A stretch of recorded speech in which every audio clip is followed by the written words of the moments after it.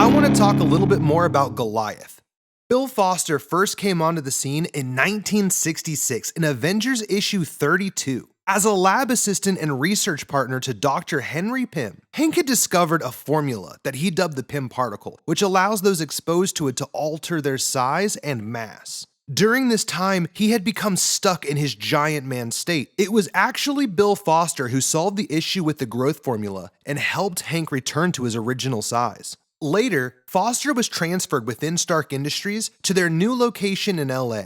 While there, he continued to perfect the formula that he had spent so much time working on, and after using it on himself, he determined that he had in fact removed the negative side effects and could now grow at will. Now here's the not so heroic origins of Goliath. You see, Bill Foster doesn't immediately take up the persona in order to fight crime. Instead, Foster wanted to reconcile his relationship with his ex-wife Claire Temple. Fashioning a costume, he began moonlighting at a circus under the name Black Goliath, convincing Claire that he was suffering from the same effects that Hank Pym had previously, and was forced to perform in order to pay the bills to continue his research. I think that this was an attempt in order to garner sympathy, but honestly, it makes no sense. Bill was doing so well for himself. He was an accomplished biologist who worked with the Avengers. Why would he think that this circus act would work? And it doesn't. Claire ends up kidnapped by the Circus of Crime, and in order to save her, Dr. Foster has to team up with Claire's current boyfriend, Luke Cage. And afterwards, Claire leaves with Luke,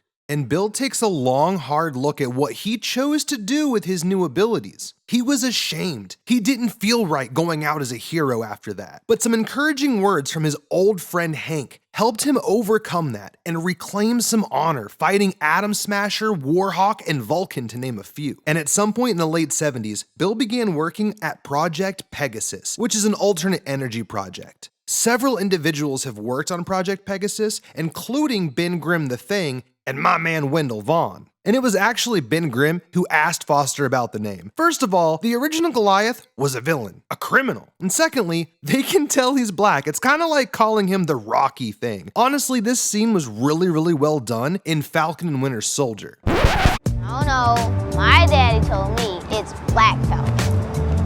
Is it because I'm black and I'm the Falcon? Well, technically, I mean, yes. So are you like Black Kid? I got him, right?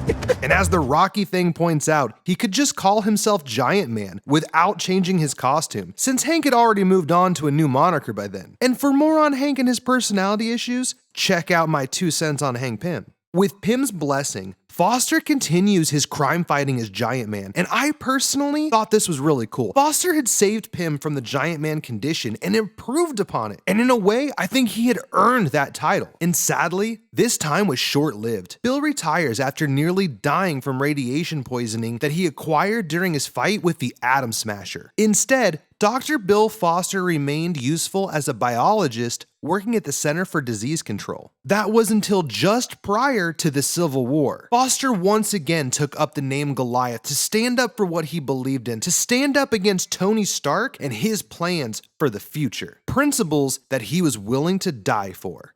And Bill Foster's death comes at the height of contention during the Civil War. It's a moment that shakes both sides of the war, as well as the public, causing several key players to leave Iron Man's side and stand against registration.